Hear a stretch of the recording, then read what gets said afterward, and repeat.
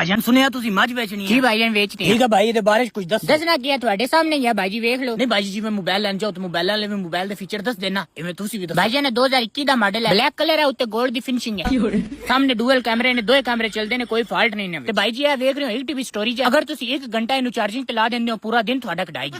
ਤੇ ਸਭ ਤੋਂ ਅੱਛੀ ਗੱਲ ਇਹਦਾ ਤੁਸੀਂ ਹੌਟਸਪੌਟ ਆਨ ਕਰਦੇ ਹੋ ਨਾ ਤੇ ਪੂਰੇ ਮਹੱਲੇ ਤੱਕ ਸਿਗਨਲ ਜਾਣਗੇ, ਐਂਟੀਨੇ ਵੱਡੇ ਵੱਡੇ ਲੱਗੇ ਹੋਏ ਨੇ। ਤੇ ਭਾਈ ਜੀ ਫੁੱਲੀ ਵਾਟਰ ਪੈਕ ਹੈ, ਨਹਿਰ ਵਿੱਚ ਵੀ ਸੱਟੀ ਹੈ, ਦਰਿਆ ਵਿੱਚ ਵੀ ਸੱਟੀ ਹੈ, ਤੈਰ ਕੇ ਆਪ ਵਾਪਸ ਆ ਜਾਏ। ਤੇ ਉਸ ਤੋਂ ਬਾਅਦ ਭਾਈ ਜੀ ਪਾਵਰ ਬੈਂਕ ਦਾ ਵੀ ਕੰਮ ਕਰਦੀ ਹੈ, ਛੋਟੇ ਛੋਟੇ ਕੱਟੇ ਹਨ ਨਾ ਉਹਨਾਂ ਨੂੰ ਚਾਰਜ ਕਰ ਦਿੰਦੀ ਹੈ। ਥੱਲੇ 4 ਲੂਪੀਆਂ ਲੱਗੀਆਂ, ਚਾਰਜਿੰਗ ਭਾਈ ਜੀ ਦੀ ਟਾਈਪ ਸੀ ਹੈ। ਤੇ ਹੁਣ ਭਾਈ ਜੀ ਦਾ ਐਡੀਸ਼ਨਲ ਫੀਚਰ ਦੂਜੇ ਮੋਬਾਈਲ ਹੁੰਦੇ ਨਾ ਥੋੜਾ ਜਿਹਾ ਹੱਥ ਪੈਂਦਾ ਨੀਚੇ ਗਿਰ ਜਾਂਦੇ, ਲੇਕਿਨ ਇਹ ਮੋਬਾਈਲ ਭਾਈ ਜੀ 4-4 10-10 ਬੰਦੇ ਇਹਨਾਂ ਨੂੰ ਰੱਸੇ ਪਾ ਕੇ ਇਹਨਾਂ ਨੂੰ ਢਾਂਦੇ ਨੇ, ਫਿਰ ਜਾ ਕੇ ਢਾਂਦੇ ਨੇ, ਨਹੀਂ ਤਾਂ ਨਹੀਂ। ਅੱਗੇ ਈਦ ਆ ਰਹੀ ਹੈ ਵੇਖ ਲੈਣਾ, ਇਹ ਮੋਬਾਈਲ ਤੁਹਾਨੂੰ ਸੜਕਾਂ ਤੇ ਵੱਜਦੇ ਵਿਖਣਗੇ ਤੇ ਲੋਕ ਇਹਨਾਂ ਦੇ ਪਿੱਛੇ ਪਿੱਛੇ।